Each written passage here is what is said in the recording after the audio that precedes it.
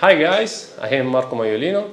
Today we are not in the studio of the video maker, but we are in my office, so no white background behind me.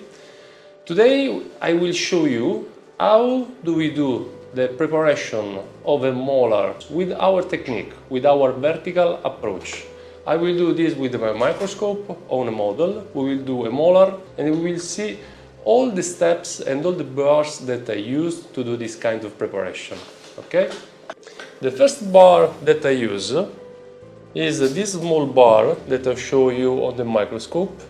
This bar I use to do a small notch, a groove on the occlusal part of the tooth in order to know exactly how much of occlusal reduction I am doing. I've selected this bar that it is a simple restorative bar that you can find in every catalog because